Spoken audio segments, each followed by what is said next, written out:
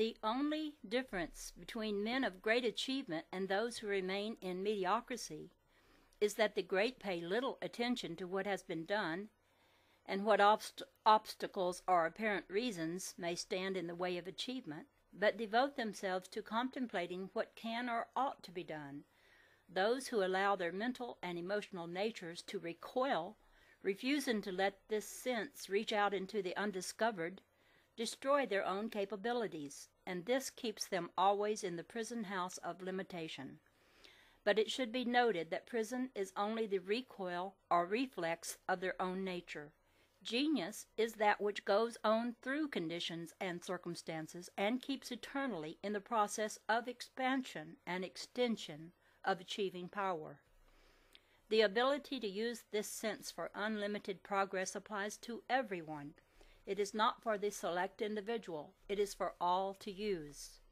The Hawaiians are far more conscious than any others we know of except the Polynesians. The latter will come to Hawaii on a visit from a distance of 3,000 miles. The true Polynesian and Hawaiian are true Caucasian. It seems that this faculty runs more definitely in the true Caucasian race. If they do not submerge it by doubting its existence or allowing it to stop with apparent limitations, it seems to be greater always. This is what Theodore Roosevelt encountered in Africa. It is evident also in Alaska and Siberia. When I went out in 1905 to take relief to Amundsen, there was no evidence of a trail at all. But when we were within 30 or 40 miles of that village, the villagers came out and met us, told us how many dogs and sleds we had, and generally all about our party and its equipment.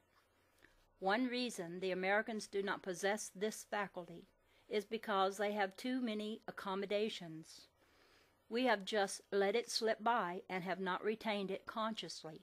Subconsciously or unconsciously, the American has this faculty to a great extent. Most Americans have had the experience of it, but hesitate to use it generally or to say anything about it. The average American thinks it is a sign of being a bit off if something is suggested for which there is no apparent reason. Such a feeling is the result of ignorance regarding the true capacities of the individual and the most vital means he has for any degree of achievement. It is his doubt of himself and his ability that holds him back. If you believe and doubt not, nothing shall be impossible to you, said Jesus. This faculty is the first requisite to sound reason, while the other processes of reason commonly relied upon as the only basis of intelligent reason are secondary. Great achievements have been accomplished from realms beyond reason, and the reasons appeared after. Sound reason is brought about by first looking clear through the limitations, catching the vision of the unapparent, yet entirely possible, and then building the other processes of reason as these facts are worked out. To faith add knowledge, say the Scriptures, but most of us attempt to attain faith by first knowing all about a thing objectively. Then, too, we let others do our thinking for us. We rely upon them to think everything out, to give it form, and then we rely upon the thing produced. The producer becomes more and more capable, and the dependent one becomes more and more dependent. Emerson said as much when he referred to the fact that what we gain on one hand, we lose on the other. We have watches, but have lost the ability to tell the time of day ourselves. To neglect the development of self through dependence upon anything outside yourself is to weaken your own nature. The Chaldean astronomers got their information on astronomy through the use of the intuitive faculty, or the power of the mind, to penetrate through to fact. They would depend on this completely, and then work out all theories. These ancient Chaldeans included the workings of this faculty in their history. It has always been in evidence. The influence is still in existence. If we want it, we must become one with it. That is all. This is the eye of the soul, about which the mystics wrote. Through it men have read and will continue to read the Akashic records. Through it we may perceive things happening at a distance or envision future events with the speed of light, 186,000 miles per second. It comes to us at times during an earthquake or other extremity. Coming events cast their shadows before them. Everything happens first on higher planes. Then reflection occurs here. It functions in the Divakan period between consciousness and form. It is the two faces of the gargoyle at the temple gate. Looking one way, it admits limitation or delusion into the temple, man's being. Looking into the realm of spirit, it admits the freedom and power of illumination. The Hawaiians possess a great natural insight into things, and they prophesy and prognosticate. There is a certain group of Hawaiians who will get together and tune in impending influences.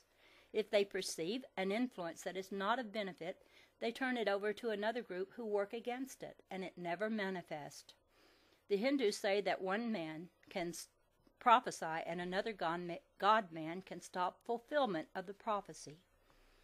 In our experience with the Hawaiians, we never found an instant where they had failed to stop a negative event that had been prophesied. It is claimed that they have stopped many invasions. The ones performing that duty would lay down a certain line, and the enemy could not cross it. Many times this has been included in their legends. At times the enemy could not even land on their shores. The Carnegie Institute experimented some time ago with a group of Indians in Arizona. This group laid down a certain line, and none could cross it except in love. 2 men tried to force their way across the line, and both men lost their lives. The unillumined make the mistake of thinking that prophecy is inevitable, that if a thing is set to happen, it must happen. Whether there be prophecies, they shall fail, say the Scriptures. Prophecy comes mostly from the established mental structure immediately surrounding the earth, being the projection of man's own limited thought. The faculty of perception, directed into this field, may sense the trend of this mental influence and what will likely be the outworking in the material plane. This belongs to the realm of false prophecy, and it can all be set aside.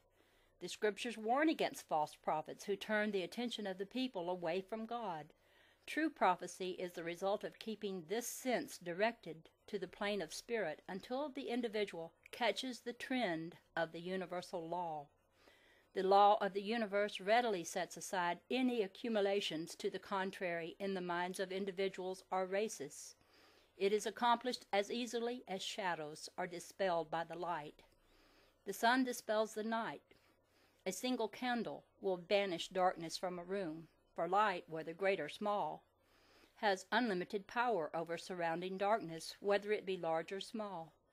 Only a little illumination on the part of the individual can dispel any amount of negation, limitation, or false prophecy around him, for they are only vague shadows with no potency within them. Do not accept prophecies of destruction and calamity. Look into the realm of spirit, and they vanish. There was a group of persons in the Hawaiian Islands who came there from Japan, bringing black magic with them. They claimed they could pray a person to death, but that group no longer exists. Before one can practice black magic or become an antichrist, he must first become versed in the powers of the Christ consciousness. He gets the Christ power and uses it erroneously. The outcome of such practice is self-destruction.